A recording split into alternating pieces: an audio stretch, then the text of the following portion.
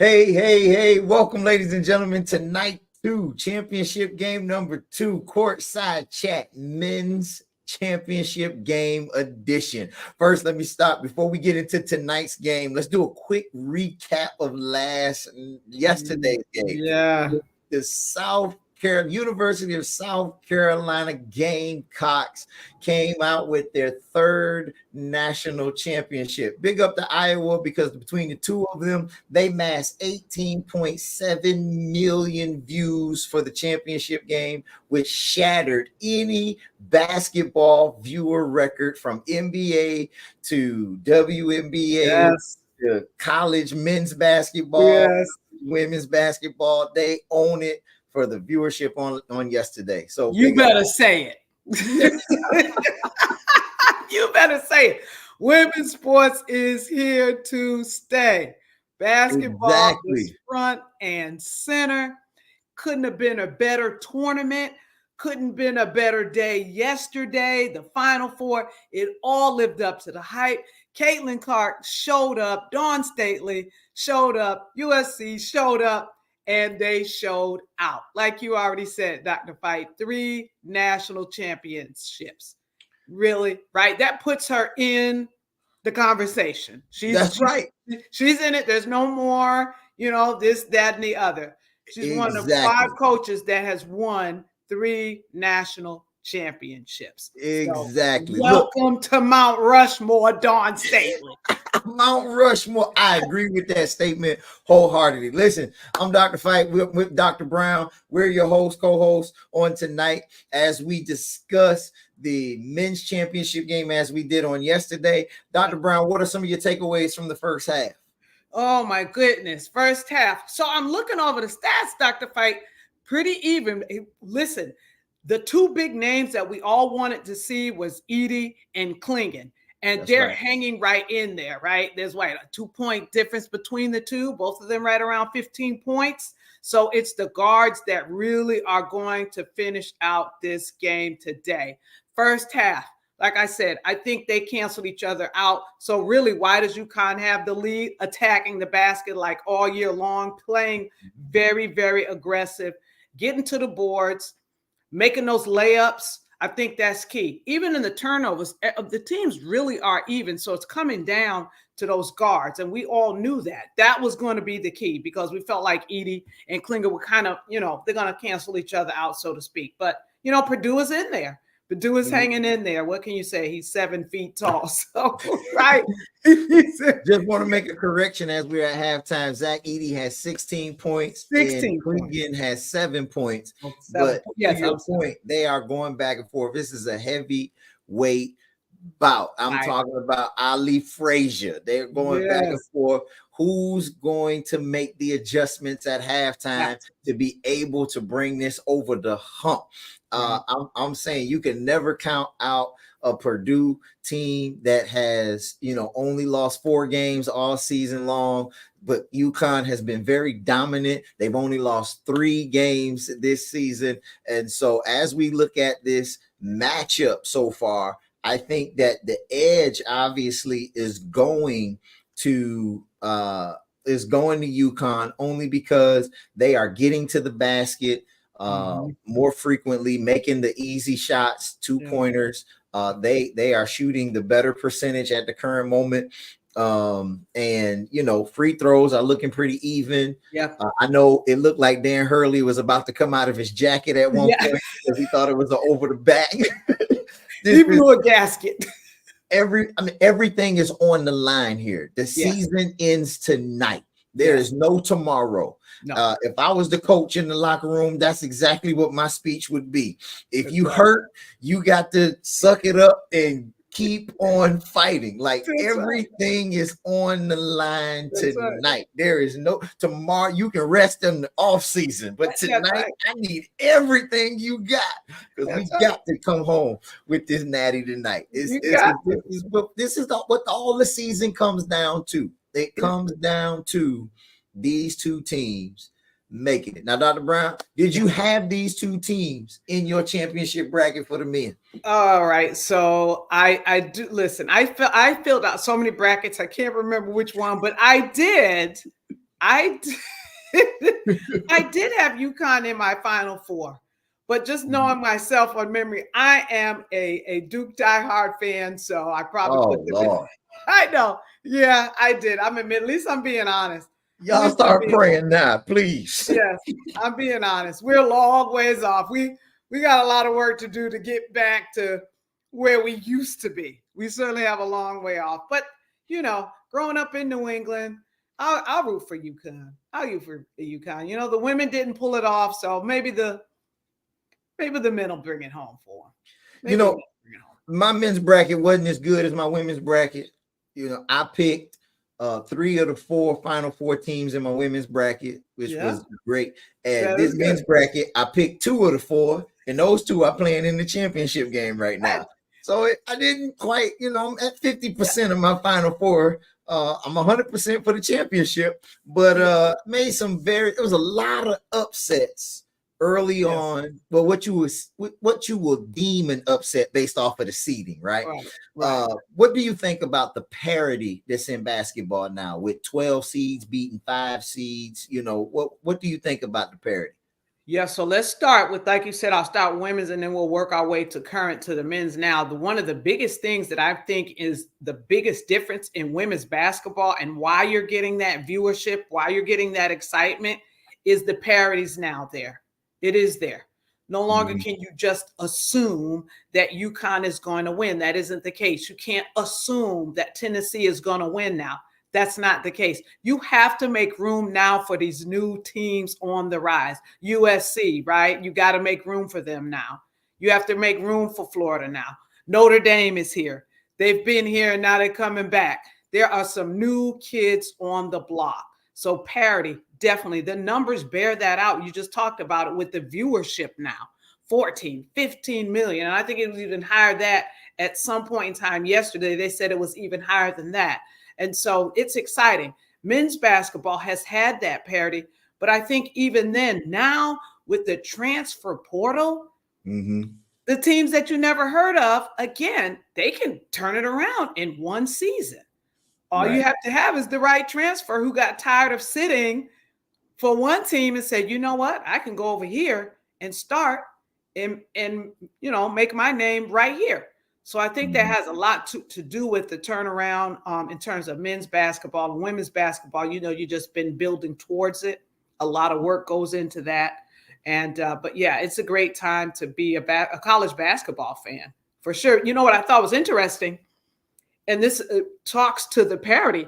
None of the natural, longtime blue bloods had come this far. We don't have the North Carolinas. You don't have the Dukes. Kansas isn't anywhere to be found, right? Kentucky, where are they? So, parity is there. It exists. You said it. Speaking of Kentucky, John Calipari signs a deal today with the University of Arkansas. Yeah. Oh my goodness, which leaves Kentucky a blue blood, empty a vacancy of a head coach. Yes. Oh my goodness. I shocked me when I saw it today. You and me both. I was like, wait, did I hear that correctly? You left Kentucky. Kentucky.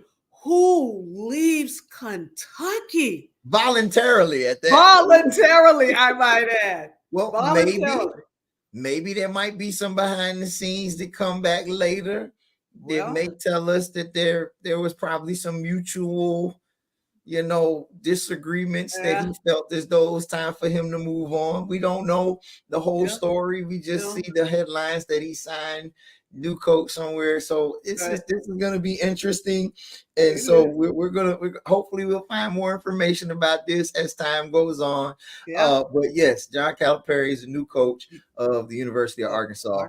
And so ladies and gentlemen, if you're watching, please put your comments in the chat. Put who you got for the championship game tonight in the chat. who you have picked. But right now, we have the 13th president of Clinton College that is with us, and he is a basketball enthusiast and a former basketball player. I think he played back in the day when he was in school. And so he's going to come bring forth a little bit of knowledge and information and jump on that. If producers can bring him on the screen, we'll be more. There you go, Press. Where's our Press? I'm enjoying this conversation. I can listen to y'all talk all night. This is good stuff. Well, listen, we have your basketball expertise here. First, let's start with Clinton. Let's start with the program at Clinton. Tell us what you think is the highlights for Clinton athletics this season. Well, I think in a sense we're building a new dynasty at Clinton. We've been in the mix in a national championship for 3 out of the last 4 years, making it to the Final Four back to back. We just missed a national championship last year by 5 points in the championship game. And this year we lost to the eventual national champion. So I mean, kudos to the coaches that have done an amazing job recruiting, and we get players from all over. So, you know, that's the beauty of it, you know, where traditionally we've been a regional school. Our ball players are coming from all over. In fact, probably half the team is from New York. New York in the house. But we had local talent. I mean, our national player of the year, Cam Shannon, is from York, South Carolina. Wow. Yeah. So and of course we got to watch DJ Burns this year right here from Rock Hill, South Carolina. So we were football city USA, but now we're making some noise in basketball. Yeah. That's right. And so I'm hoping that Clinton will get some of the residue of the local talent. I think Cam Shannon has certainly created quite a buzz in the area, and so a lot of younger players have looked up to Cam, and I think we'll be able to do a better recruiting job locally. That's fantastic. Big up to Coach Sloan and the coaching staff. Over the last few years have really done. And big ups to Dr. Brown, because you know we wouldn't have a Sloan and what we have for her hiring the right people. Well, listen, I always say I am so grateful, and Prez knows this. I always tease him when I talk about why we are successful and how we're able to progress. I said, I am so grateful we have a Prez that knows the difference between a touchdown and a home run and a hole in one. He is one of our biggest fans, you know, and that is so important when your leader is a sports fan and understands the value of bringing athletics. A lot of presidents, they're fearful of it, thinking it's going to take away from academics, when in fact it brings so much to the campus community and the collegiate experience. That's right. So yeah, we're really grateful to have Dr. McCorn's support to allow us to continue to move forward. So Dr. McCorn, being such a fan of sports, this game tonight, you got two big men, two big programs, this biting at the bit. A national champion in UConn is trying to first repeat since Florida did it. I believe in 2007 was the repeat. You got Purdue. They're saying, look, it's time for us to see if we can etch our stake at the top of the mountain. And they've got the national player of the year in Zach Edey. So what's your predictions? How you see this game tonight? Well, first off, I saw someone they made some kind of announcement earlier. This is the first time that we've had 2 7-footers in a national champion since Hakeem Olajuwon and Patrick Ewing. That's right. Wow. That's how long it's been since we've had. And the game has changed so much that it's not really a big man's game anymore. But tonight, the big men are making a statement. Yes. Zach Edey is just, I mean, he's almost a freak of nature because not only is he so big, I mean, he's got great footwork. I mean, he commands all different aspects of the game, you know, rebounding, offensive, defensive, shot blocking, passing. I mean, he does it all. So he rightly deserved the National Player of the Year 2 years in a row. Right. But UConn is probably the only team that could match up with them because of Clinton and their guards. UConn's guards are great. I mean, you got an All-American guard, and then that Cam Spencer boy. I mean, he can play. So I think that's the difference. And I heard you all talking about it earlier. They almost cancel each other out. That's right. You're not going to stop Edie, but you can contain him if you got another 7-footer on the other side. That's right. I think they're kind of containing him. The guard play is going to be the difference. I think they're setting it up. I'm an old school UConn fan. I go back to Ray Allen at UConn. Oh, Shuttlesworth. So Ray Allen. When we were in school, Georgia Tech was it. You remember Lethal Weapon 3 with Dennis Scott and Kenny Peterson and Brian Oliver? Yes. Georgia Tech had it going on back in the day. But when they graduated, I had to find me another team. And UConn became my team. So I've been rooting for UConn. I can go back even further. My cousin played for Villanova when they beat Georgetown. Oh, wow. So I was a Villanova fan for a long time. I still root for Villanova. I still like them. And, they made some noise for a few years. Jay Wright had them going. They won a couple of championships. So Villanova, they're not the same team right now, but I think they'll be back. But UConn, I mean, it's amazing what Hurley has done with UConn. It really has. I mean, when John Calhoun retired, I figured UConn, you wouldn't hear from them for a long time. That's right. But Danny Hurley comes from a basketball family. His dad is a legend in the game, legendary high school coach, 2 sons who played at the collegiate level, one who went on to play in the pros for a little while. So they come from good stock. So Hurley obviously has a great basketball mind. I mean, it is obvious what he's done with this team. So I think what you see in the first half, I think you're going to see more of that in the second half. I mean, Purdue's going to make some adjustments, but UConn is unfazed. And that's why I said they've just been steady. They're all year. They've been steady. They've got that. I mean, it's been a while, but bottom line is they have that history and Purdue doesn't. You're talking about Emeka Okafor. You're talking about Kimball Walker. You're talking about Rip City. I mean, those guys, Rip Hamilton. I mean, he's basically resurrected. He really has. Well, I got one for you, Khalid Al-Amin. Al-Amin, yes. Yes, listen. UConn has historically been that team. Would you consider them a blue blood? I don't know. Yes, I think they are now. They have not been, but I think they're in that conversation now. You have to put them in the conversation with Kentucky and Duke.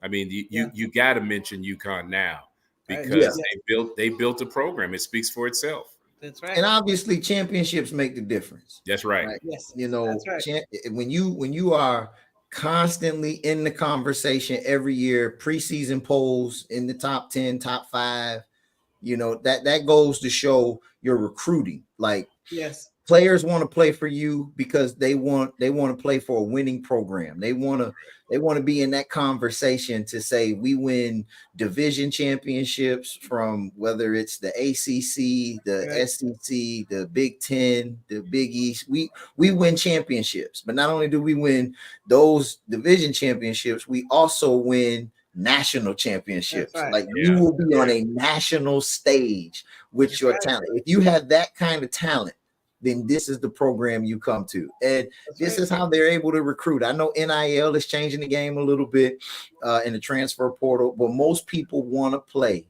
for when the lights are on and the cameras are rolling. Because this is where draft picks look. I was the national player of the year, but I also was the player of the championship game. I came out on top, and that's the kind of talent I have. It speaks for itself. I don't have to have a pro day. That's right. Right. This is my pro day, right? Exactly. That's right. While everybody else is at home still trying to stay in shape. That's right. I'm winning national championships. That's right. So, what did Angel Reese say? That's right. That's what you do. And listen, when is the last time we have talked about back-to-back NCAA champions? Oh my goodness. 2007. Florida. I think 2007. The last time to do it was Florida, right? Yeah. Is that right? Florida. It's been a long time. Yeah, Billy Donovan. I mean, good. Yep. Yeah, jeez. Yep. I think the team before that was Duke. Before that, they did it in the 90s. So Yep. You know, it's very rarely done. That's And right. to see UConn in this position to do it again, That's right. that's leading right now 43-34. Yes. Oh, It's a yeah. 9-point game. Yeah, it game's back on, and So, you know, that there we have it. But Prez, I know you are a UConn fan, and I know you want to yell at the TV, and so we're gonna let you go. And we thank you for your time and attention. Please give your beautiful wife Charlene our love. yes, our first lady. Yes, our Thank you. Go Bears. Yes, go Bears. Go Bears. All right, I'll be watching y'all. Keep going. Thank you, Doc. We appreciate you. Ladies and gentlemen, 13th president of Clinton College, Dr. Lester McCorn. Yes. Give it to him. Yes. This game, UConn obviously made some adjustments in halftime. Yeah. And they now extended a 6-point lead to a 9-point lead. This is kind of that danger zone coming out of the halftime, going into the second half. Purdue got to call the timeout, get the parents, and see if we can right this ship a little bit. Yes. And so, what you think? I think you're hitting it spot on. That 10 points is critical. You know, it's that 10-point mark. You know, it's that the mindset of that double digit. You don't want to start being down by 12, 14. It's so critical to cap it at 10. If you're down, you want to cut it right then and there. Try to get down by 8, 7, 6, 5, as opposed to it's 10. And now you look up 12, 14, and then, you know, you look up and you're out of it. Now, but UConn is known for this too, right? Yes. I mean, against Illinois, they went on a 30-0 run. Yes, they did. That's why I say you look up and you might, like you said, look, if when you go in at halftime, what you're talking about is, guys, we are 30. It's not even 40 minutes anymore. We are half away, right? We're 20 minutes away. It's not an hour anymore. We are 20 minutes away. Give me all you got, 20 minutes away. That's the conversation. So when you're up like this, that's the conversation, is how close you are now to getting it done. And now all the little things will start to come into play as you get closer. Hey, can those big men hit their free throws, right? Can Purdue now, to even get them back in the game, can they make the threes under pressure? Mm-hmm. Well, we do have one that can make a 3 under pressure that's with us tonight. He is the pastor of Rock Grove A.M.E Zion Church in Rock Hill, South Carolina. Oh my goodness! The only Michael Angelo Frencher Jr. He is with us on tonight. Now I got a special love for him because he's a Tar Heel fan just like me. Tar Heels got their exit early, but he's repping. I see the gear. We see the gear. He comes repping. He comes repping tonight. How you doing, Pastor Frencher? I'm good, Dr. Fight, Dr. Brown. Good to be on here this evening. I'm enjoying this game, or I'm sort of enjoying it because I don't care for UConn that much. I really don't. I've been hearing y'all talk about UConn and all this. They beat my Tar Heels December the 6th of last year, so I don't care for UConn. And I'm praying that Purdue does something in these next couple of minutes. But it's good to be on this evening. Prayer always helps. Prayer always, when all else fails. Well, I guess it goes without saying, Pastor Frencher, it goes without saying you picked Purdue to win this game tonight. Yes, sir. Yes, sir. And you picked them in your bracket. Yeah, I actually had my Tar Heels winning, but my whole bracket got messed up, of course, after the first round when Kentucky lost. So I think everybody's bracket was messed up by that time. But I did have Purdue winning this game. But because I've seen what Zach Edey has done. I mean, he's a beast, 7'4". When the last time you known somebody that tall really dominating in basketball? And then you think about Dr. McCorn talked about it, the big men are making some noise now, The last dominant big man that I remember, and of course I'm younger, but I remember Anthony Davis in Kentucky. That's about the last one that I remember. Okay. That was the dominant team. So, it's just good to see the big men because, basketball, especially professional basketball, has changed.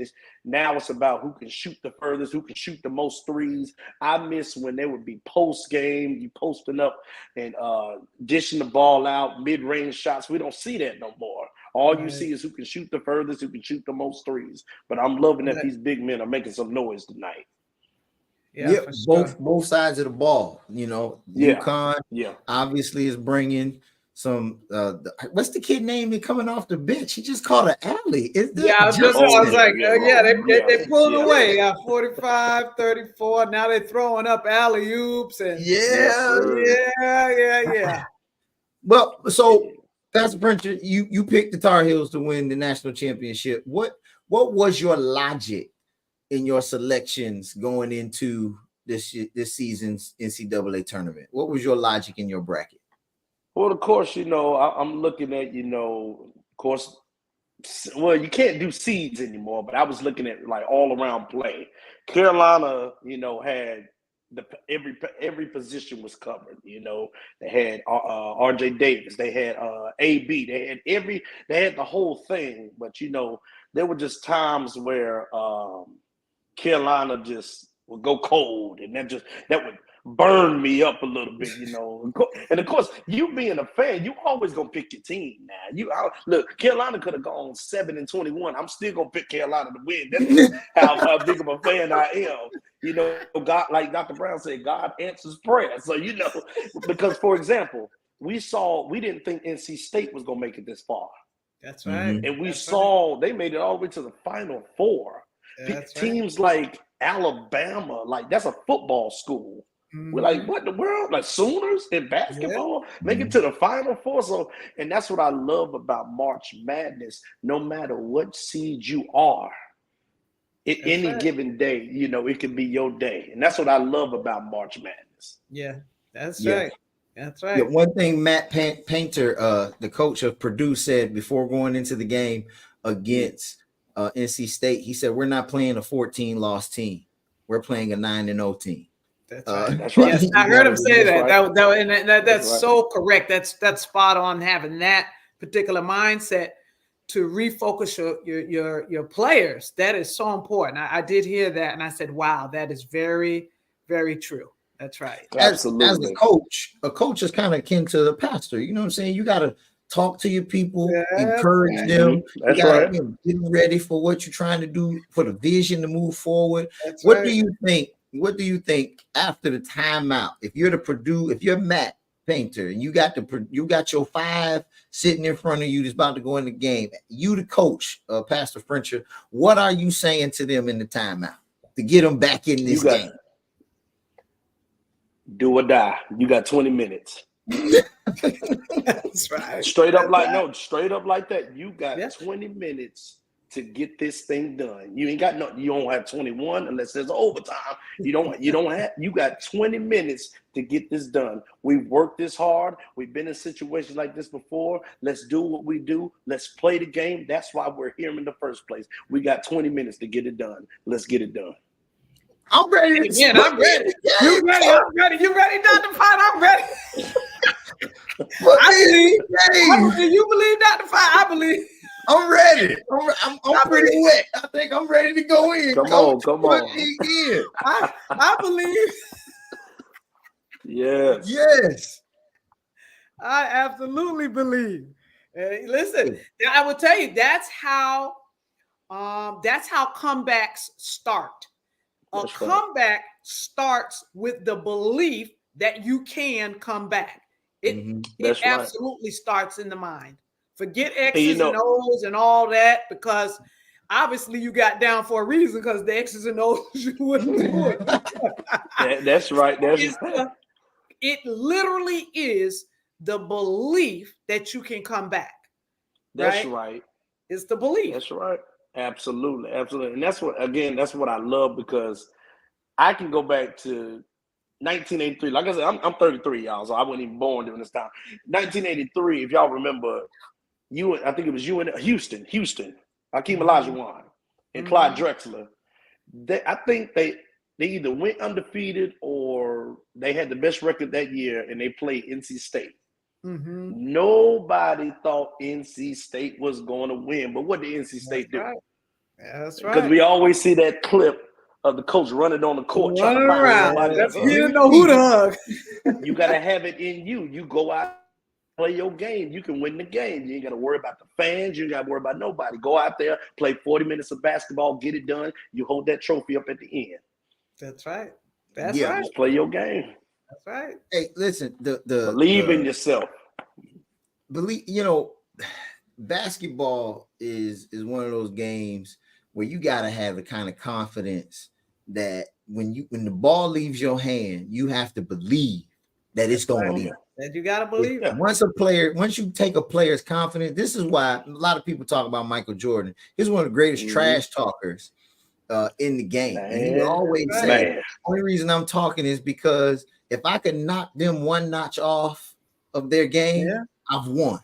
I haven't even shot the ball, I haven't done anything, but if I can get them thinking that they are not, going to do anything, I've already won. And that's what it's all about. It's all about the mental coming in, believing that every shot I put up is gonna go in. That's right. And once you get that belief, they start falling, a shooter. Once they see the ball go in the basket, it's over. And I think that's the difference in this game. The difference in this game. Purdue doesn't have the too many knockdown 3-point shooters that can help them get in big buckets. Right. And right now, with a score of 51-38, it doesn't look like it doesn't look like they can score enough in the last 12 minutes of this game to be able to get them back into this game. They can't score in bunches. They're a slow grinding team, half court team. They want the game in low digits. But UConn is the up and down the court. We can stop and pop. We can get to in the lane, in the post. Right. They want to push the tempo. And so this is about wills. And right now, UConn's will is dominating this game. That's right. Yeah, that's right. Absolutely. And as much as I hate to admit it, yes, it is. Yes, it is. You and me both. But man, Pastor Friendship, please give your wonderful bride, your beautiful family, Reverend Anita, give her our love. And we thank you so much for taking your time. Thank you. From preparing your sermon from Sunday to just joining in with us tonight. We do apologize, them Tar Heels out there, my love too. But we'll be back in the conversation next year. We'll be back. Thank you, Dr. Fight. And thank you, Dr. Brown, for having me this evening. Yes, ma'am. God bless you both.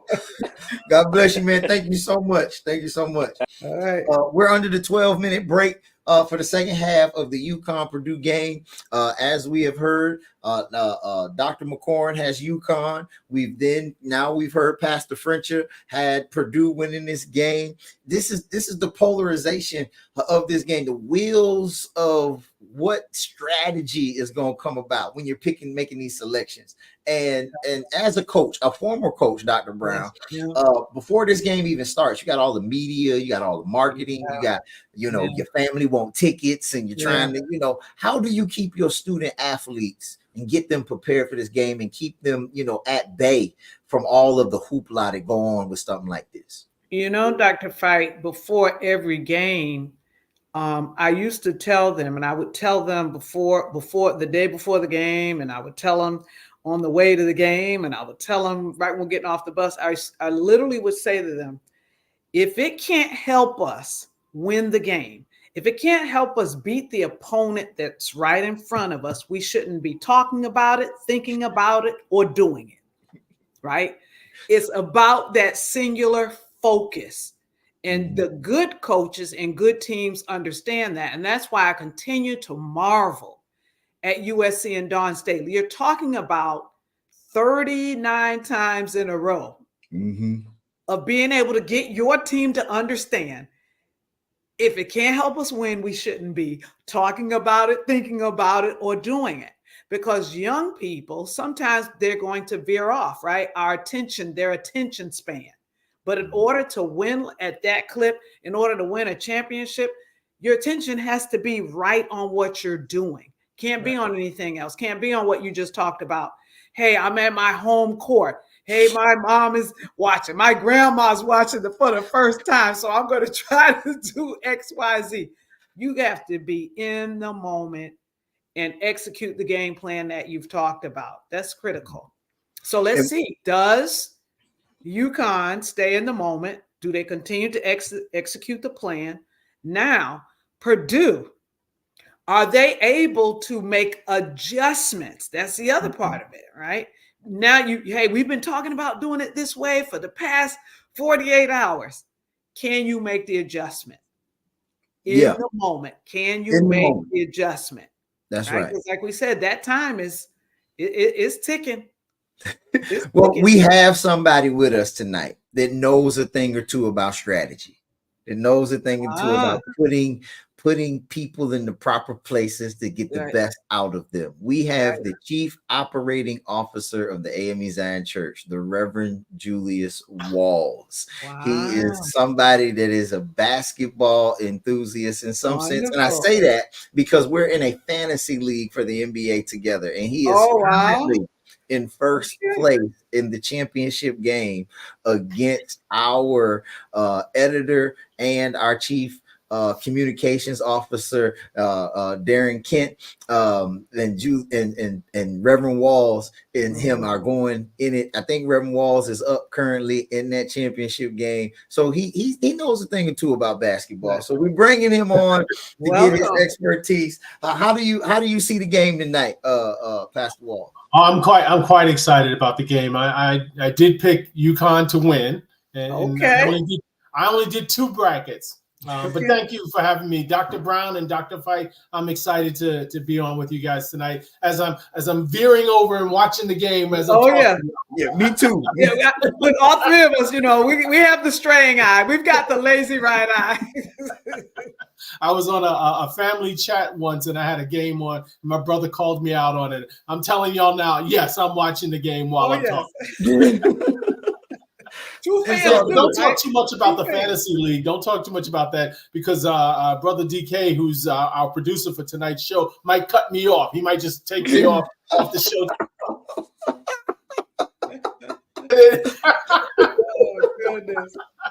Oh goodness. Oh no, man. But I love baskesketball. Always loved it. It's a passion of my father's, and he taught me and coached me, and I coach my son. So it's a passion of mine. And my son is now coaching, little kids where he lives now up in the Albany area. So I love basketball. Listen, interesting stat just came on the screen of this game. Purdue has scored 0 field goals in the last 3 minutes and 18 seconds. Do you attribute that to Purdue's bad offense or UConn's good defense? I attribute that to Purdue. I don't think you can have a guy like Edie and not score. I mean, he can't score every point, but you can't stop him. Right. If you're doing it the right way, you can't do it. I mean, I thought UConn had a shot because of Klingon being on their team. I said they have a shot because they'll dominate from the guard positions, and then Klingon just needs to slow Edie down. Just slow. He can't stop him, but slow him down. But for some reason, they've been able to now keep them from scoring. It's shocking to me that they've been able to do that. I thought they'd win, but I didn't think they'd be able to dominate the way they are now. Up 14, just wow, yeah.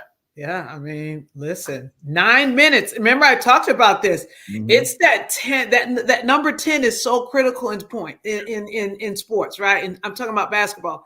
10 points, critical. You don't want to go down 12. You're trying to get it back down to 8. Right. 10 minutes, right? That's critical because when it gets down to that single digit, again, you can see the light at the end of the tunnel. For UConn, now it's like they're going to get that energy from being that close. And then you're seeing it. I mean, you're seeing this last play that they just had where they went down and they didn't even let Edie touch the ball. Yeah. And then because the guy took a bad shot and they got the rebound and they went down and scored. I mean, that's what UConn wants to do. They want to just get out and run. They just want to get out and run. So yes, they're good defensive players, but this Purdue team tonight seems to be just a little bit off, and that's all you need to be. It's just a little bit off. Give the energy to UConn to take off. But I also want to talk about the fact that my bracket got broke in the first round. And I heard you talk a little bit about my team that I was rooting for. I root for this guy, and he abandoned ship. He left before I left. I rooted for Kentucky. I was rooting for Kentucky. They were gone in the first round, and he's gone now. I mean, come on, man. I mean, he can recruit like nobody's business. But, man, he couldn't pull. What is it, the last 3 or 4 years? 1 year he didn't make it, and the other 3 times he was out in the first round. Yeah, knocked out in the first round. Hey, the Kentucky faithful, the Blue Nation down there, they are not having it. They are not having it. And I think Calipari was probably like, you know what? I'm going to go somewhere where I'm appreciated. Can't take the heat. Get out the kitchen. I think he just got I just think he got tired of it. Yeah. I don't think, I mean, how can you recruit the same way at Kentucky at Arkansas? That doesn't even make sense. No. I mean, his check will be big enough no matter where he goes. But I was disappointed in that. So, but how can you? And I know you were Kentucky. You had Kentucky, but how can you win a game when what was the kid named Jack Golkes? He had 10 3-pointers against Kentucky that game. I mean, that's unheard of. That is unheard of, but it was Kentucky losing that game. That team did an incredible job. That kid 10, you can't beat that. But come on, man, they should have been better than what they were. You can't lose in the first round, Kentucky. You just can't do it. But so my bracket was busted. Then I scraped and scrubbed. I think I'm finishing in our league anyway, in our tournament. I think I'm finishing 6th or something like that. But yeah, I had no shot after that first round. It was over. Well, listen, don't feel bad. It happens to the best of us. That's why they call it March Madness, because it is complete madness when the stats don't bear out that should happen. The history of the coach doesn't bear out that happened. The season that the team had doesn't bear out that happens. And so when you see that, that's why they call it March Madness. Because nothing adds up for that to actually happen, And I love it. You got to pick how you're doing your bracket. Are you picking teams you want to see win? That's right. Or teams do you think are going to win? That's right. And the way I picked I did a combination of both. But again, I'm like a dead horse here talking about Kentucky. They should have won. They should. Listen, like you said, everybody literally could have 2, 3, 4 brackets only because of just what you said. Right. You could pick one bracket completely on common sense, sports sense, right? Which is, hey, a number 1 should beat a number 11. A number 2 should take care of a number 10, right? Then you can fill out one on your team, the love for your team, regardless of their record. So I think, and then you have one, like you said, is a mixture. So that's what the beauty of it is that you just literally, sports is still the greatest drama show on earth because you just don't know. You just don't know. Although we did know South Carolina was going to win. That we did. Well, listen, you knew up until the last, about a minute and a half, because they were hanging around. Iowa was hanging around. They hung around. And another shocker. Why didn't Caitlin take more threes at the end? I didn't understand. She drove to the basket a number of times and she passed a number of times. No, I would have called timeout if I'm the coach. You shoot it. We're going down with you shooting those threes. Oh, so you can shoot them when we're up 20? No. You shoot them now. This is when we need you to shoot them. That's right. Well, I don't know. Hey, listen, it's the same question. The question again centers around Caitlin on the women's game. People are still asking Kim Moakley, why would you put Haley Van Lith, who is like 5 feet on a good day, on Caitlin?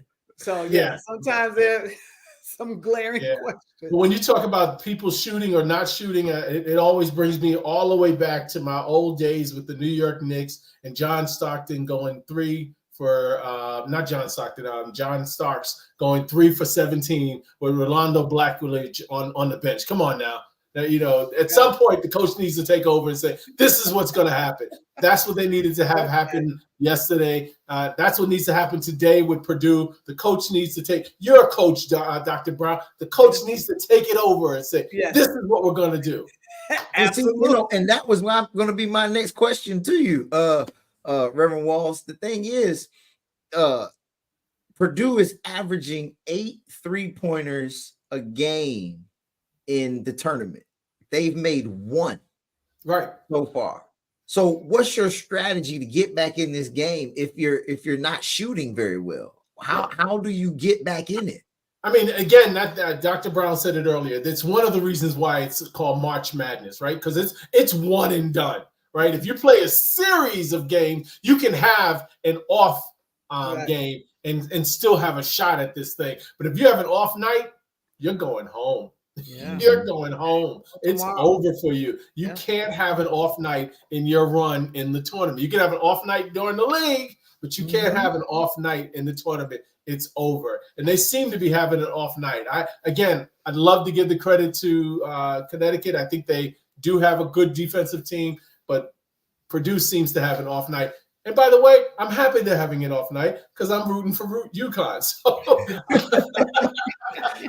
Interesting enough, when we did our bracket show to start off, I brought an interesting stat out about 12-5 matchups. And I said they're going to be kind of critical in the first round to see that you pick the right 12-5 matchups because the number 12 has historically beat a number 5 in the first round. Right. And I picked UAB to beat San Diego State. And it seems as though that was not a bad, that was a horrible choice because Grand Canyon beat St. Mary's, and the other 12-5 is that James Madison beat Wisconsin. Mm-hmm. And so the only 2 5s that won was Gonzaga beat McNeese and San Diego State beat UAB, which was, I think, a 4-point game. But yet still, like these 12-5 matchups in men's basketball seem to be like the first round equalizer for a lot of people. Right. And so the parity obviously seems to be this 12-5, like every year, this 12-5 seems to be the mystery. We know one's going to win, maybe 2 like this year. Right. So what's your logic in picking your teams throughout? That was the most difficult one because, like you said, that somebody's going to lose that, right? But you don't know which one of them are going to lose. The issue becomes, right? The issue becomes from the rankings 4 and up. Those are generally your very good teams. 5 and down are not. And then you start to get into this portion of, when you get to let's go 16, 15, 14, 13, those are generally pretty bad playing very good.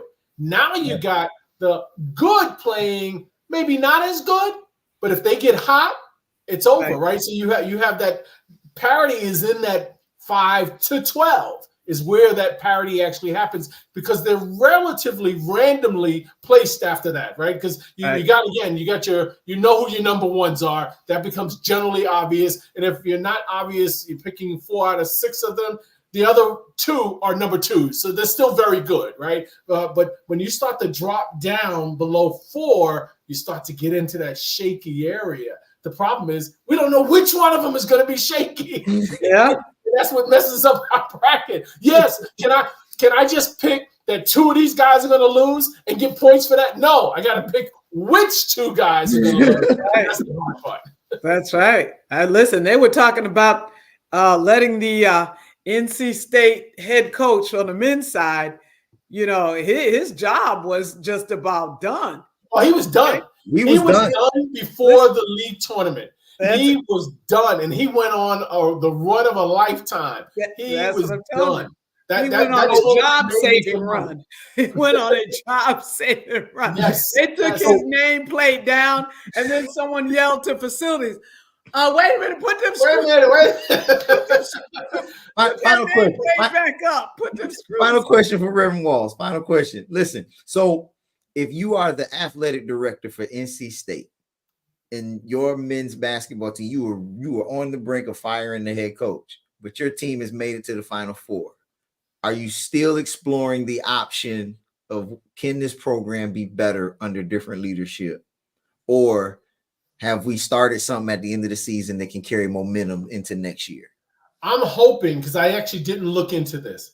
If I'm the athletic director, I would know this, but I don't know it. Does he have another year in his contract? I'm hoping he has another year in his contract. That way I don't have to give him a contract. He'll get the one more year out of me. I can't fire the man after this. So if he doesn't have any more on his contract, now I'm stuck giving him a 2 or 3 year contract. If he has one more year, he's got one more year. He does something, he stays. He doesn't, he goes. Because I can't fire him after that run. Well, Reverend Walls, thank you for that insight. Thank you for your time, man. Thank you, guys. Appreciate you. I know you're a busy man trying to make sure that we, as the A.M.E. Zion Church, continue to operate the way we're supposed to operate. Look at this man. What is wrong with him?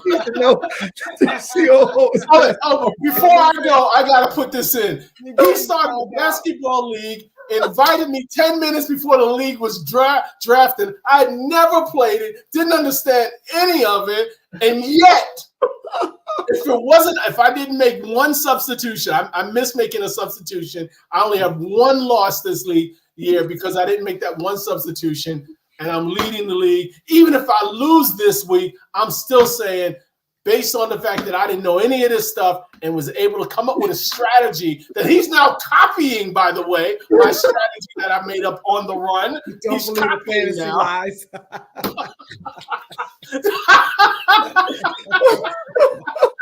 I love it. I love it. This is what happens when you have basketball enthusiasts and we get together and start talking. All right, y'all need to show up on my live show on this next Sunday night when I declare that I've won the league. Y'all need to show up. That wins you nothing but bragging rights. I'm just telling you that right now.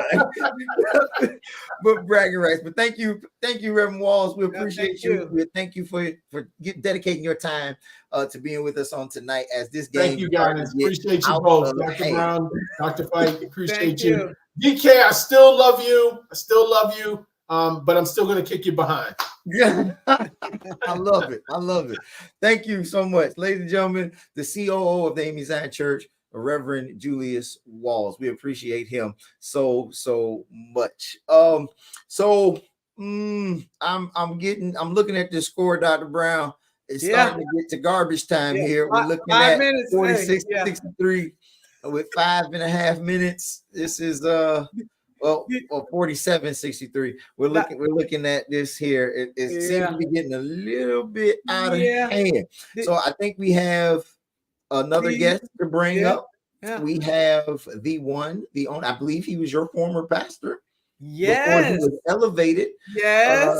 To the highest office of our church. Yes. To the bishop.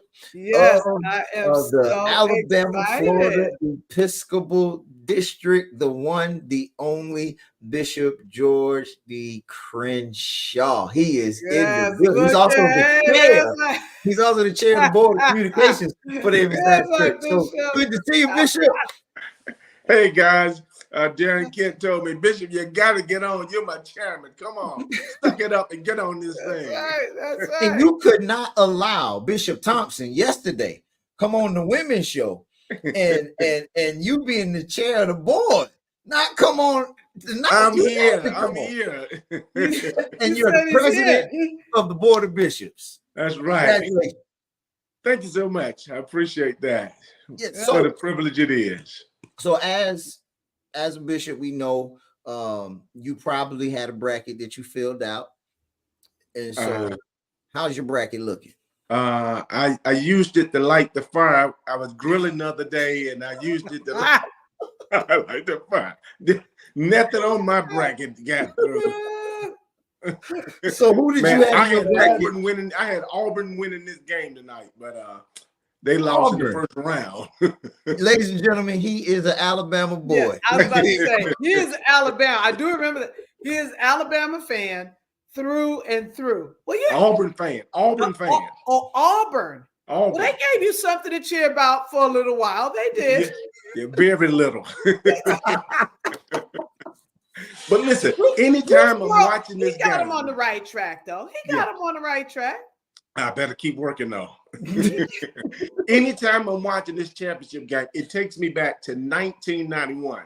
You're not gonna believe this, but Bishop, Darren Moore, and I were in Indianapolis, and Kansas was playing Duke in the championship game at the old Hoosier Dome. So we talked and we said, now let's go scalp some tickets to go to this game. So now this is 91, so this was a lot of money in 91. We both paid $100 to get into the nosebleed section, but we were in there. We watched the game on the big Tron, but at least we were in the building. We could feel the energy. You were there. You were there. Do y'all hear that sound? I think that's the Purdue bus that's getting ready to leave. Yeah, they're packing up now. I think that's the Purdue bus. I think it's getting ready to leave out of the parking lot. Same is true last night. The same is true today. Zach Edey, National Player of the Year. Caitlin Clark, Player of the Year. Yeah. Both of their teams find themselves in, losing situation. Yeah. Purdue hasn't lost yet, but what do you make of these great players that seemingly doesn't have the kind of support they need to get them over that hump? Like, is this obviously is not a trend to follow, right? Because it takes a team, and you being a Bishop, one of the things I bet you would lean on most is the team, right? Without question, and there's so much parity now in all of college sports. Yeah. And when you throw NIL in there, I mean, people are running for the dollar. So I think you're going to see more of that. You can see more of superstars over here and falling stars over there. Yeah. So tell us, how do you you're a basketball coach. What are you what are you looking for in your team? What's your the first player you're going to get? What's your strategy? How you putting your team together? I'm starting with center and power forward. You start with the big men. That's what I'm starting with, the center and power forward. We'll have some guys throwing it up from the 3-point line, but you're going to get most of your points in the paint. So that's where I'm starting. I'm starting power forward, and I'm starting with center, and then we can build around that. Wow. In this game. Oh, he went old school. He's going old school on us. He said, forget all that fast, all that point guard stuff. And that's good. He's going old school. Robert Parrish, let me get me a big man. Robert Parrish, Hakeem Olajuwon. That's exactly right. Charles Barkley, the round mound of rebound. Yeah, that's exactly right. He's going Charles Barkley on y'all. Yeah. Derek Kent asked, who's Bishop's top 5 NBA all time? Well, the first person I got to go with is Walt Bellamy. I got to go with Walt Bellamy because he was a member of Shaw Temple. That's right. And I had the privilege of pastoring Walt for 10 years. So I got to go with Walt Bellamy. And then I'm old school. I got to go Dr. J. The reason you got a Mike and a LeBron and all of that is because Dr. J, he put it up there. Now, after those two, then I'm LeBron, Mike, and Kobe. LeBron, Mike, and Kobe after Walt Bellamy and Dr. J. Wow, okay. That's an interesting squad. Yeah, I'm about to say, now that's a mixed squad. That is truly bringing together the old and the new. and that's more thinking with my heart than my head. I'll confess that. Well, if Walt Bellamy is watching tonight, I'm pretty sure he would appreciate him being on this list along the side of Dr. J. And also Walt Bellamy, he's a graduate of Indiana University, like I am. I'm an alumni of Indiana University, so I got to throw Walt out there. Well, see, there you go. And you didn't even pick Indiana in your. Oh no. No, it's hard for me to pick Indiana. I lived through the Bobby Knight years. Oh it my was a national goodness. embarrassment. You And I know. think it's hard to pick a team that didn't make the 64. I think Yeah. Yeah, I think they got the NIT invitation. They wasn't gonna make the 74. So, They got the NIT. but there's always next year. There's always next year. always next year. And speaking of next year, as teams, obviously we got 2 teams that's in the championship now, but obviously teams are looking to rebuild their program so that they can be in this conversation next year in championship. And now the formula has been the transfer portal. What's your thoughts on the transfer, kids coming and entering in this transfer portal after a year or 2 at one school? I think they got to put a limit on how many times you can transfer. Yeah. Because if this is about academics, and we pretend that it is, if it's about academics, you're not going to get much academics changing school every year. So I say give them 1 transfer and that's it. That's my thought on that transfer portal. 1 transfer and that's it. Because this is supposed to be about academics. I mean, there's only so many of these kids going to make it to a pro team because there's only so many spots. Right. So if we don't make academics the priority, then you're going to have a number of broken college students who won't have any prospects of life. So I say 1 transfer and that's it. That's it. All right. Well, hey, there you have it. Alexis Hutchinson, our editor of the sports edition of the Star of Zion, says that just appeared. Speaking of the paint, UConn has 40 points in the paint in this game. So obviously they haven't lived behind the arc. They have majority of more than half of their points is in the paint. Look at that. Thank you, Sister Hutchinson. I may get a job out of this. Hey.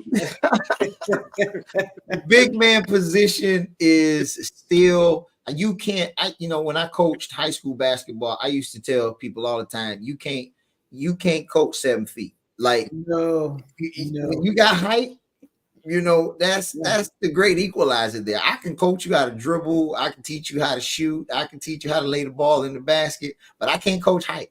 No. But you've noticed UConn has doubled Edie with a smaller guy. I mean, just giving him nightmares and fits, just meddling him and bothering him so that he can't get his game going because he got somebody right there at his hand low, and he got somebody up top with him with this other big guy with UConn. Yeah.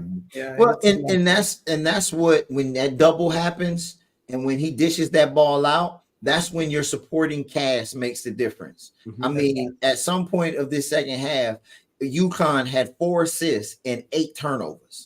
That's not a recipe for success. Obviously, Zach Edey right now has 31 points and 9 rebounds. He's number 3 right now all time for the amount of points in the NCAA tournament, behind Glenn Rice and who's the other person? I think the University of Houston, the guy, I can't remember his name off the top of my head. But if somebody probably watching us gonna put it in the chat. But he's now amassed that 3rd position in NCAA for men, which speaks to his dominance in the paint. But you have to have a supporting cast. And that's how this game is now gotten to 15 points, because you can't even get nobody else on his team get a shot off. That's right. And I just asked Reverend Walls this question. I want to ask you, Bishop. Do you attribute that to poor offense for Purdue or good defense for UConn? UConn's defense have been so aggressive and so active. They've been in the lanes. They've been in the passing lanes. They've been in the shooting lanes. So Purdue's not able to run their normal offense. And if you notice, Purdue don't score many points anyway. So they're not a high-scoring team. So if you can stifle the small amount that they're scoring, you'll have them down at 52 with the game about to end. I think that's correct. Dr. Brown, you have any questions? Oh, no. And listen, I was just listening to, when you were talking about, when you have a number 1 player like that, it's like we were talking about earlier, it goes back to the age-old question, team versus star player. And I think even when you look back in history, it's still proven that the team is still going to generally win out. It just is, right? So even though you have this Edey, this mountain of a man. If you don't have the perimeter and the supporting cast, he's not going to be able to do it all by himself. And LeBron is saying that in LA. He can't do it by himself. Exactly. Yeah. Exactly. He cannot do it by himself. So the team proven over and over. Like we always say, Jordan didn't start winning championships until everyone else started, contributing, and that he trusted everybody else to do it.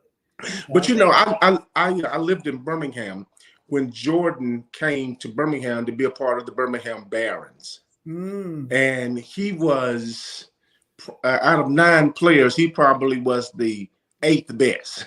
Oh, wow. He wasn't very good. But what he discovered was the guys there spent so much time helping him with hitting, with running, with fielding.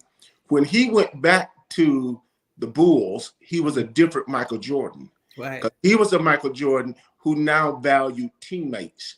That's right. They were not just accessories for him, but they were actually important to him. And that's when they went on their historic run, because he discovered that Jordan by himself can't do it. But if he becomes a team mate and a good team leader, that they're unstoppable, and they were. And I think he learned that in Birmingham when the Barons embraced him when he wasn't the best player on the field. Yeah, that's interesting. That's very, very, very interesting. I want to change gears just a little bit, Bishop. Okay. Just a little bit. This is your department, communications. This is, you have the pleasure of critiquing all that goes on. This is something new that we're trying as a Star is Dying in the sports edition, to have these kind of shows, Courtside Chat, and this sports kind of leeway into it. So what's your early on thoughts about this new mode that we got going on here with the Star is Dying? I think we're going back to the future. That's what I believe. Let me tell you what I mean by that. Years ago, the church was the community center. They had morning worship there. They had afternoon programs. Then it became a one-room schoolhouse. It became the place for the Friday night dance, the Saturday picnic. The church was the community center. And what Darren Kent is doing, and I just thank God for him and for his vision, is he's making the church once again the community center. We're doing it virtually. We're not in a building. We're doing it virtually. But as you look at the different shows he's hosting, the health shows, the women empowerment shows. He had that double women empowerment show, which was phenomenal. This sports event, he's making church once again our community center. So I'm excited for the great things that's happening with communication, and privileged just to be a part of. Wow. Well, Bishop, man, I could talk to you all day, and we're going to have to get together soon. We share one thing in common. It's not fraternity, obviously, but we share the fact that both of us pastored the Robinson A.M.E. Church in Churraw, South Carolina. Wow. So, both our faces get right now. Yes. I tell folk all the time, I grew the most at Robinson. Amen. I grew the most at Robinson. I learned the most pastoring at Robinson. And I'm grateful for my time there and my time in Churraw. And Robinson didn't pay me for that shout out either. They didn't. And the wonderful people at Robinson side. Yes.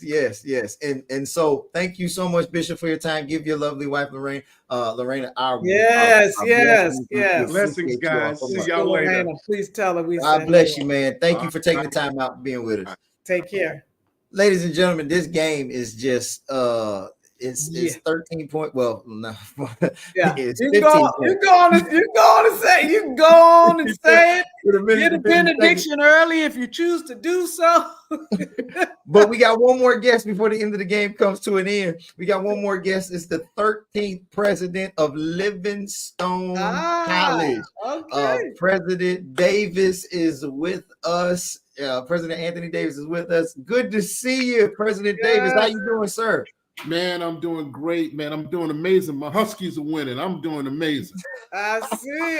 So what, did you and Dr. McCorn get together and say, look, it's a Huskies kind of year or something? What?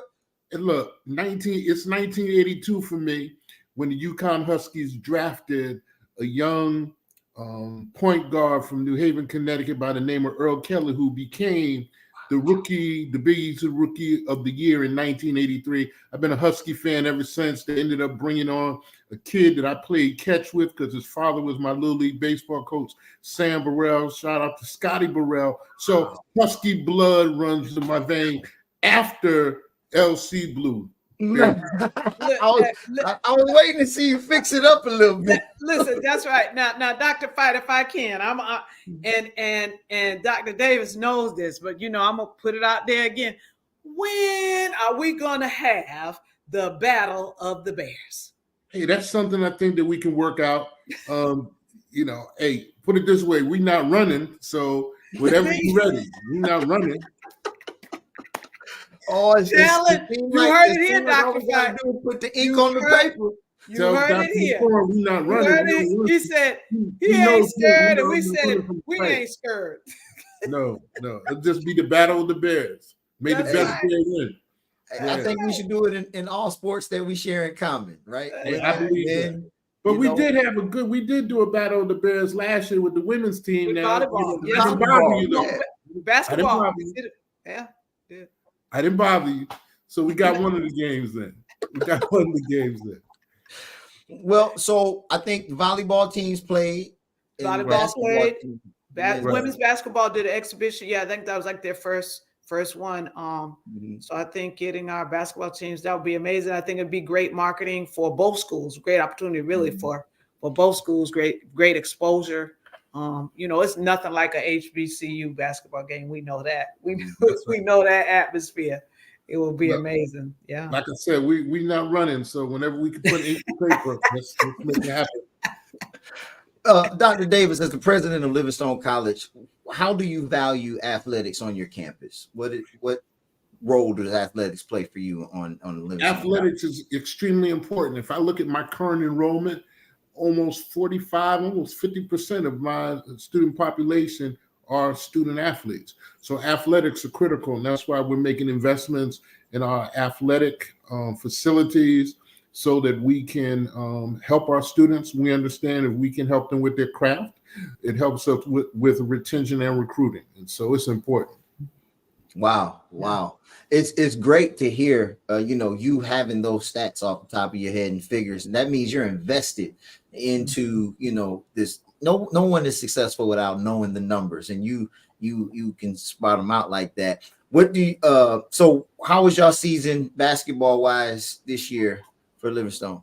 I think we were very competitive. I think that one of the things that we're going to have to take a look at in North Carolina, Livingstone being Division II CIAA, the playing field is not level, but we find a way to compete. And let me tell you why.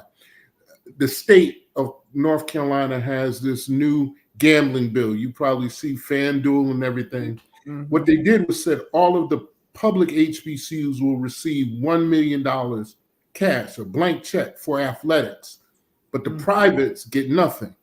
So if you are an AD at a public institution in North Carolina, you're looking at $1 million to enhance your athletic programs in this NIL world you live in, being able to navigate that space with Pell Grants, telling students to keep their Pell in their pocket. When we look at our tuition and fee schedule, it's difficult for us to compete. That's why I'm challenging all of our student athletes to come up with our own funding model to help us be more competitive. Mm-hmm. Wow. I didn't know about the FanDuel and the Bet, BET, ESPN thing that they got, the ESPN Bet. So I did know that, and I did see that. I didn't know that in the state of North Carolina they have that $1 million blank check. Oh, wow, that's new information. That's for Score just went final, guys. Score just went final. Yeah, game over. Congratulations, UConn. You gotta be raising the banner. They'll be raising the banner. UConn. Listen, Dr. Davis, I just one last question before you leave. Just one last question, and I thank you for your time and your attention. If you are Purdue, this game is over. Zach Edey is graduating. He's not coming back. How do you reload? How do you rebuild? What's the next steps that you would, if you were running this program, what would be your next steps? avoid playing UConn next year. No, real talk. No, I think what I would say is I would find me another big man who can run the floor, but then I would find a supporting cast. I think the supporting cast let Edie down tonight. He played a good game. But, you know, when you're playing a team like UConn, everybody has to be at their highest and best. And I don't think everybody brought their highest and best. At some points, some of the Purdue players were doing what I call videotaping the game. They were watching the game rather than playing the game. Right. Wow. Right. Wow. Hey, thank you. You brought a wealth of knowledge. And I think this conversation, we're going to have you and Dr. McCorn in the room to go ahead and finalize this Golden Bear versus the Blue Bear. Battle of the Bears. Get these Battle of the Bear matchups going. And just etch it in history. Like, this got to happen for bragging. Oh, look. Ask and it shall be what? That was a setup. Y'all wanted to get us on to do it on national television. We would never do such a thing. What you mean? This is the Lord's will. We ain't scared. Tell him he heard the call and bam. We're not scared either. And just remember, HOUSC, we always repping in the Blue Bear house. Just remember that. Unmute Dr. McCorn. Unmute. Yes. I just want you to know that in Rock Hill, we have uncommon favor. Okay. Is that what Don said? I get it. And guess what? In South Bear and Blue Bear Nation, it's apparent we have uncommon favor as well. Look, we have two of our schools, the A.M.E. Zion Church's presidents with us. I don't know that this has ever happened in the history of our denomination. That's so amazing. Big ups to making history tonight. Looking at two guys that run fantastic institutions. Both Livingstone, who just came off the weekend of having a phenomenal Preachers and Worship Institute and had the inaugural class of the College of Preachers. Looking at Clinton, who is just continuing to grow and add more programs and are doing so many phenomenal things in the community and for young people across the globe. These two minds right here are just two individuals that we need to applaud, that is helping bridge the educational divide, especially for our African-American young people. And I'm going to ask both of you the same question. Let's talk about the HBCU experience. We just got finished watching, two programs, obviously, that are PWIs, but let's talk about the HBCU experience real quick. If you had to say something to a parent right now that's deciding where they're going to go, how would you sell them on the HBCU experience? Well, you want me to jump in, Dr. McCorn? Go ahead. So if we're talking about athletics, what I would let them know that first and foremost, that your son or your daughter coming to my institution, they'll be student athletes, not athletic students. They have to understand they're student athletes. And my job is to make sure that we provide the wraparound services, that when the buzzer sounds for the last time, that they have opportunities and options. And that's what I'm committed as an HBCU president to do for your son or daughter if they play athletics with the Blue Bear name. Yeah. Well, I think the other thing is that we're about winning, right? So winning is not just on the court or on the field, it's in every arena of life. And what HBCUs do the best at, I mean, you look at how many of our athletes have been successful during their careers, but been even more successful after they graduated, right? I think we set them up. It's like, and we're all products of HBCUs, all of us. And we can attest that it was the experience we got from our mentors, our teachers, staff people who really gave us what we needed, to make it beyond graduation. And so, I mean, I think it's, I use the example of Don Staley, right? Don Staley is the exemplar of how you build character in players. Yes. Right? Yes. She models it the way she carries herself. She teaches it over and over again. Like, practice makes perfect. If you practice it on the court and practice it in the classroom and then practice it in the world, you can't help but be successful. That's right. And I think that's what HBCUs do. That's what we do. That's right. Yeah. Yeah. Well, thank y'all so much. I'm getting from the producers two things here. I'm getting from the producers right now. Number one, our editor of the Star of Zion Sports Edition, Alexis Hutchinson, is with us. Here she is. And editor, hello. And secondly, we gotta ask the two of you same question we just asked Bishop Crenshaw. Your top 5 all-time NBA. Top 5 all-time NBA. Okay, well, Michael Jordan's number 1.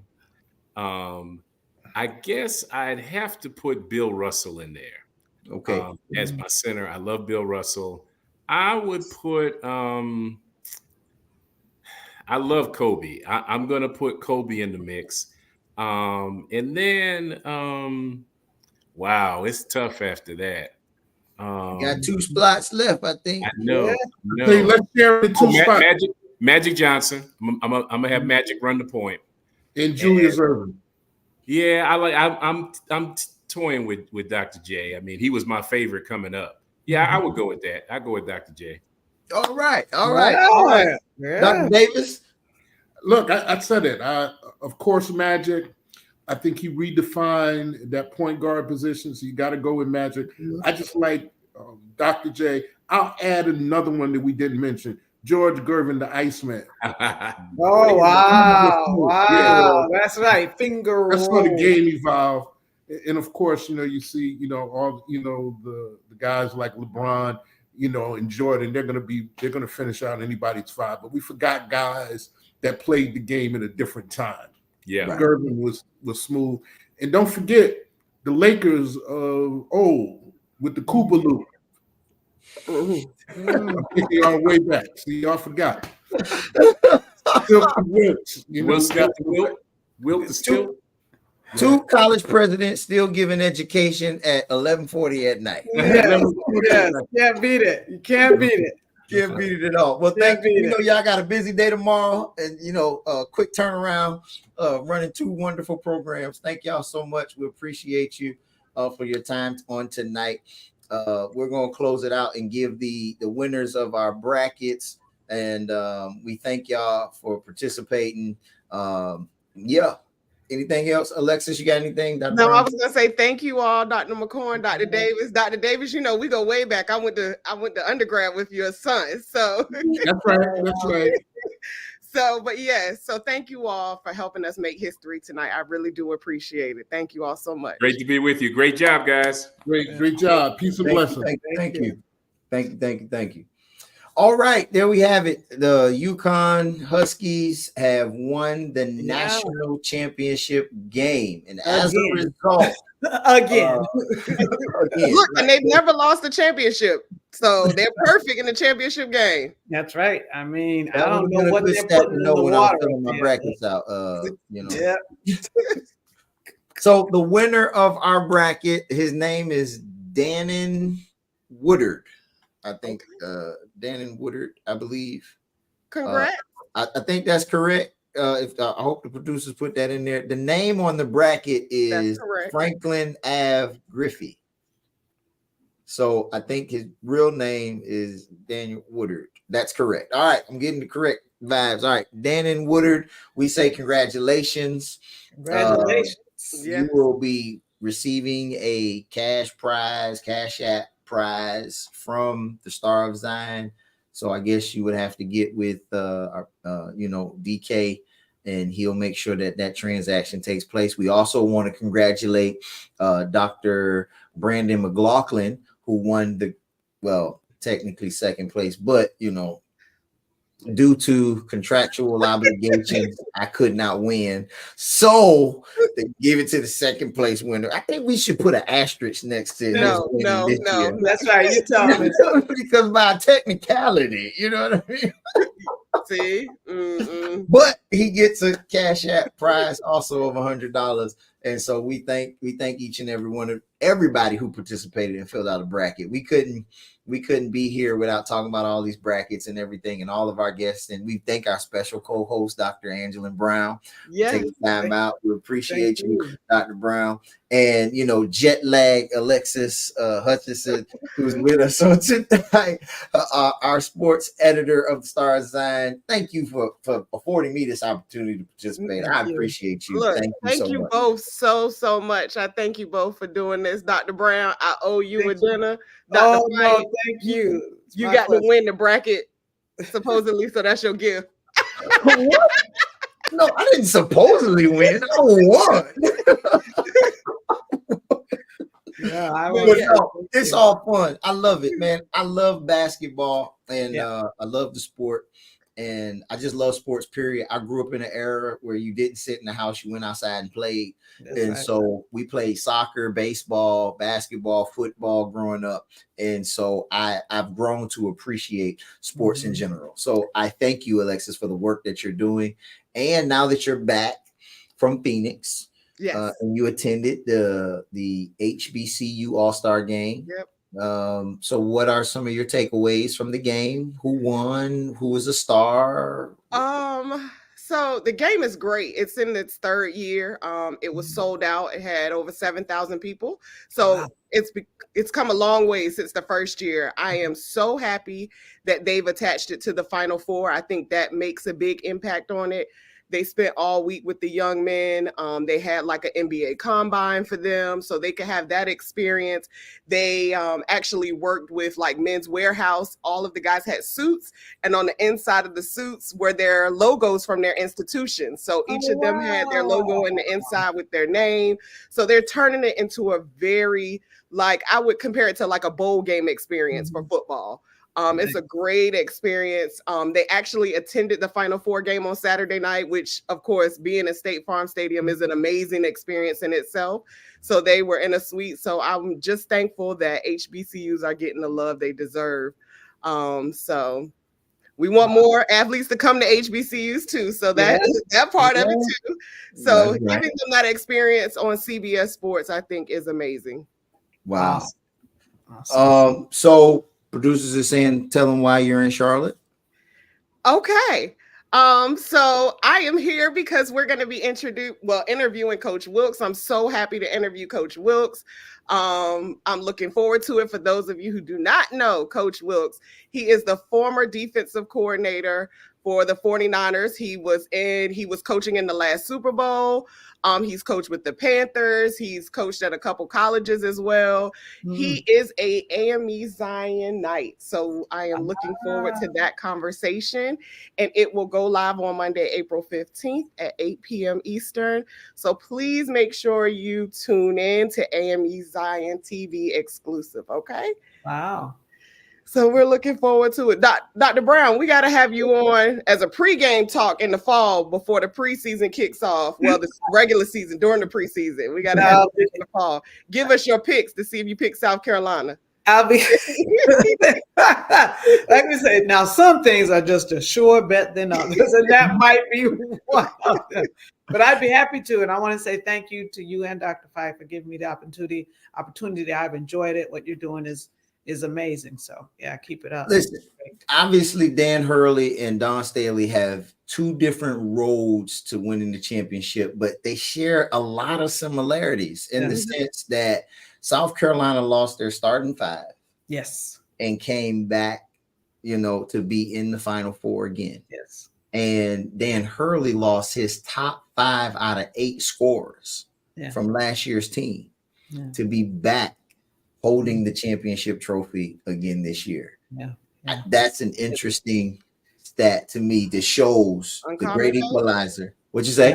Uncommon favor. That's what she said. Uncommon favor. That's right. And you know what? She also said something very key that I thought set the tone for her team. She didn't give them an out of, hey, we're rebuilding. If y'all remember, she always kept saying, no, we're not rebuilding, we're reloading. There is a difference, meaning we expect to continue what we've always done, which is win at this clip, as opposed to, you know, a lot of coaches will start off with, well, we have this many freshmen, we got this many. So you're almost lowering those expectations, and players buy into that. And I think one of the critical things she did was she didn't even talk about it that much. It was basically, hey, you know what, we're reloading and we're going to keep doing what we've been doing. And I think the students bought into that. And I think that's critical, you know, when you lose players like that, whether it be the injury or not. UConn, classic examples. Like Gino said to them, hey, you got a choice. Yeah, we lost 5 starters, but you got a choice.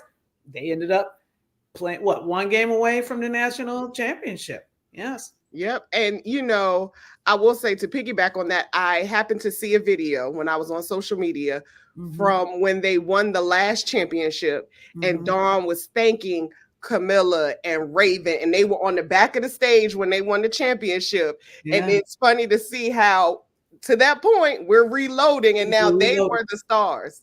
That's and right. So they got her her third championship. Unbelievable. It's a real dynasty going there, for sure. Absolutely. Well, I don't know what we're going to do now. I guess all eyes point to the NBA, right? I guess now. Yeah. We have what, 5 games left? What, 5 games? Yeah, left in the season. A week left, right? It's a week left. Ladies and gentlemen, you know, we the madness is now over. Yeah, but and the sadness begins. I wouldn't say sadness, because the playoffs are an exciting time. Yes. Okay. All right. So, you know, we just gotta. Most people don't watch the NBA until the playoffs. Exactly. So that part just starts when the NCAA ends, because so many people are watching the NCAA tournament, both men's and women's. Obviously, women has shattered all kind of records with 18.7 million viewers for that game. Girl power, Miss Hutchinson, right? Yes. Girl power. Girl power. It's still Women's History Month. We continue. They still making history. But I will say this though. The storylines this year, I believe, push the viewership, because you have so much talent that, and plus NIL helps, in my opinion, a little bit too. Now you're starting to see Juju in a commercial with Joel Embiid. You're starting to see Caitlyn in commercials, State Farm commercials. Like you're now starting to see stars that people want to tune in and watch, because they're seeing them more so all over the place. And then when you throw in the added mix of Angel Reese pointing for the ring, and you can't see me with the Caitlin Clark, and last year's Final Four when Caitlin brushed off Johnson, Johnson, shoot the 3-pointer. That clip went viral as kind of a disrespectful thing. Like these start adding more and more to the mystique and the myth of, wow, let me tune in. These girls are doing something that's worth, you know, maybe me tuning in, because the storylines are now being front and center on Sports Center and on the news, and they're getting more notoriety, and people saying, I'm gonna watch that game. I like this. And so there you have it. To your point though, on the other end of that, let's talk about Edie though. In a quick second, he can't make any NIL money on American soil. And the girl from UConn, that's from Croatia, they both can't really make money. They have to make money somewhere else. Right. So for them, Edie is player of the year. Think about the amount of money he's probably missing on the table right now. No, for sure. Wow.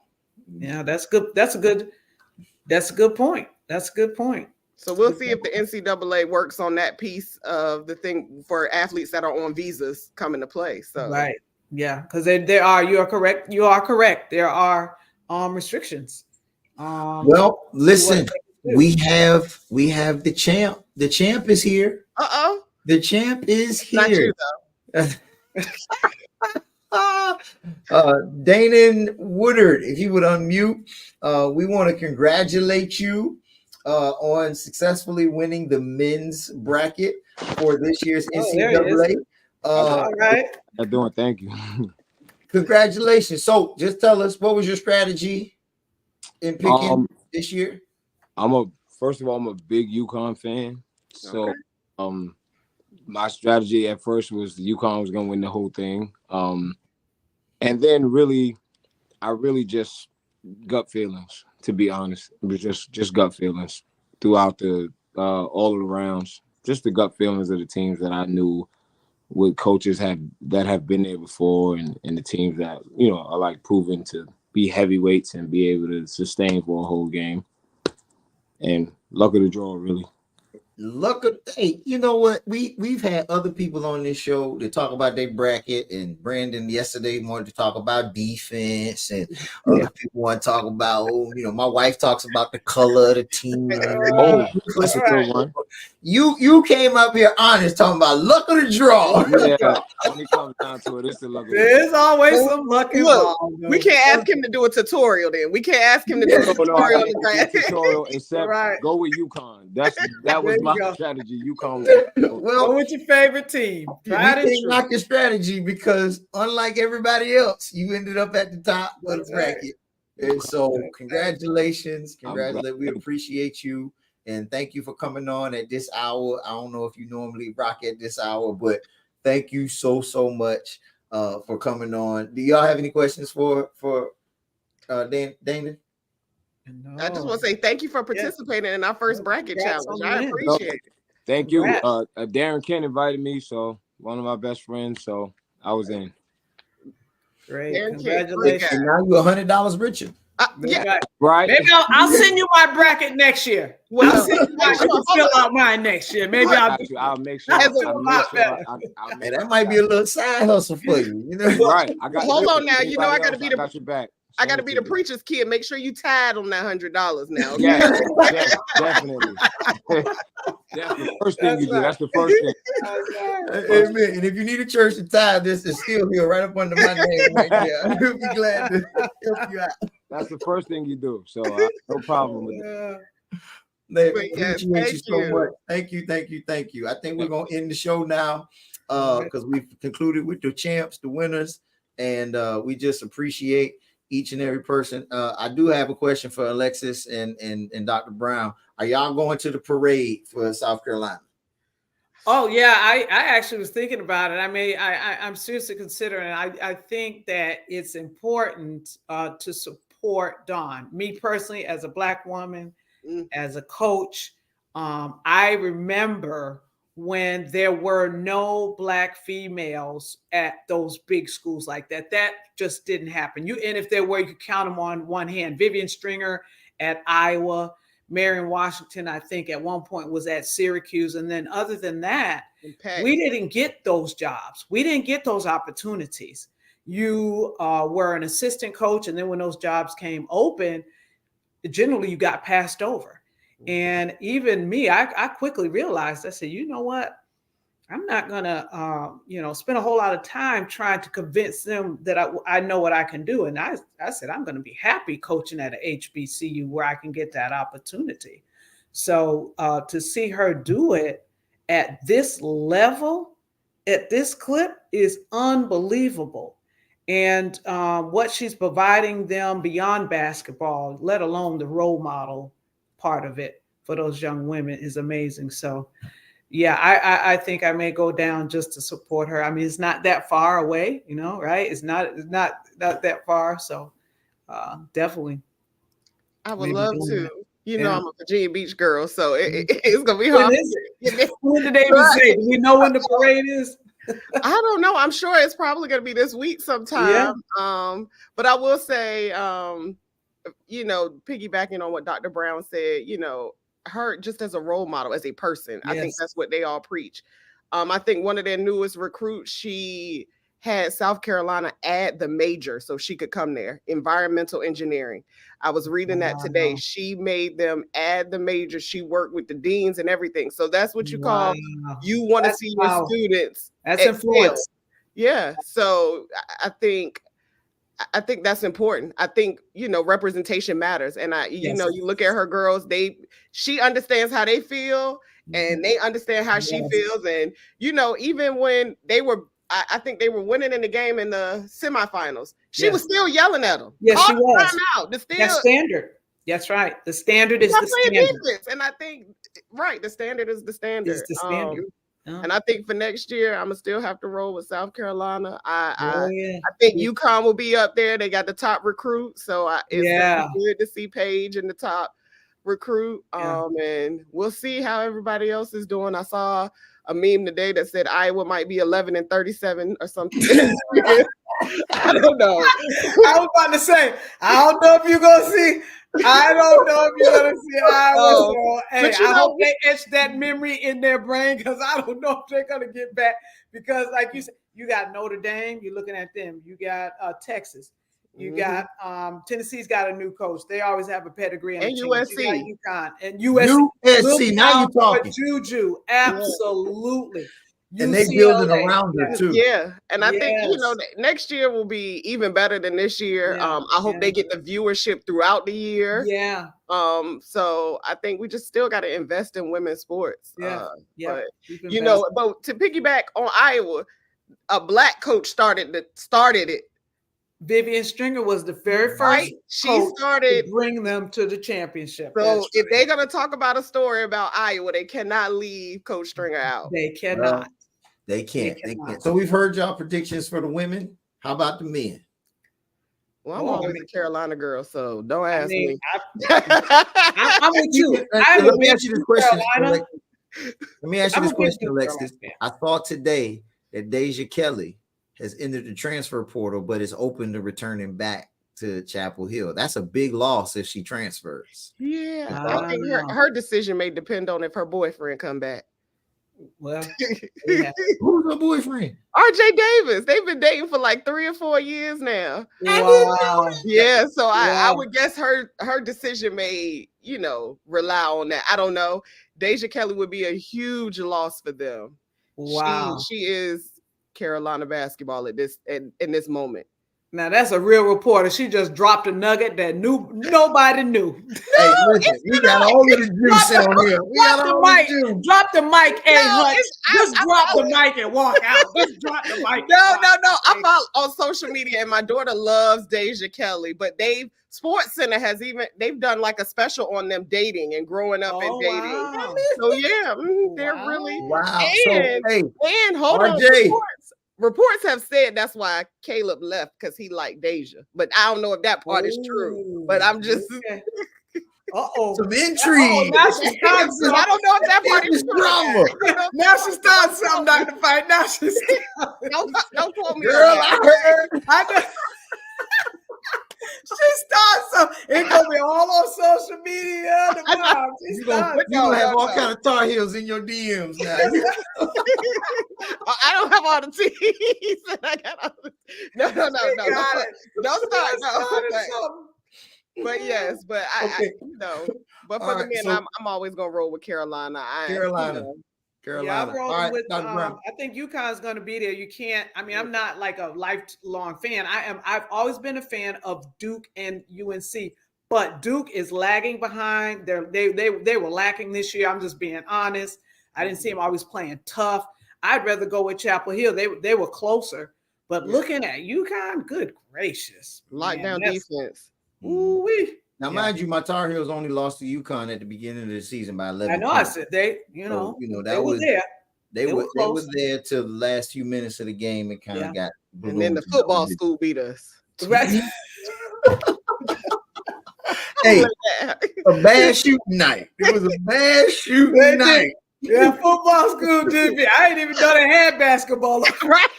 At Alabama. We didn't know Alabama had basketball. I didn't know they had basketball. We figured Nick Saban retired. We weren't going to talk about football no more. Look, I want to say this before we go, as we're going into the NBA basketball season, and this concludes the NCAA season. I'm Charlotte. I'm a Charlottean. I was born in New York, but I've been in the playoffs. Wait a minute, hold on. Oh, there's a different. I'm sorry. The Charlotte Hornets. Okay. And Steve and the coach have parted ways. Mm-hmm. The Charlotte Hornets today have asked permission to interview Lindsay. What's the last name? Howard, I think. Oh yeah, that's the G League. The G League women's. She coaches a G League team. Black female. Really? She had the best record. Yeah, she had the best record, and she was one of the assistant coaches on another team. Before she got this role, and so this is history if she can land this job, I know it's with my Charlotte Hornets, and we don't have much to brag about now. No, but that's I hope they really truly give her a fair chance. That's what I was gonna say. And don't do it for the moment. Right. Well, I hope they give her a fair thought. shot and bring her in. Really. Yeah, that would be amazing. Becky Hammond, she was one of the first coaches who really put a mark in the NBA when she won the summer league in the NBA. She coached for the San Antonio Spurs before, but she realized she couldn't crack that glass ceiling we talked about, and that's why she ended up saying, "Yeah, hey, I'm going to the Aces because I want to be a head coach." And she made that's right. But that's amazing. I'll be keeping an eye and an ear out for that story. Yeah, I would. I would love to see it happen. I think it's well overdue. I think if they give her a fair chance. I mean, listen, my Hornets hadn't been in any type of relevant conversation since Alonzo Mourning. Right. So I mean, what we got to lose? You know what I'm saying? Hey, basketball is basketball. Will she get the respect in the locker room? Well, I mean, she's obviously she knows what to do if she's winning. Yeah, Yeah. I think about the women football coaches who are in the NFL, and the guys say they don't have a problem with it. So that's right. I guess if she gets hired, we need to ask our chief communications officer if we can be at the first game on the sidelines to interview her. Yeah, listen, we got to have tickets. That would be amazing.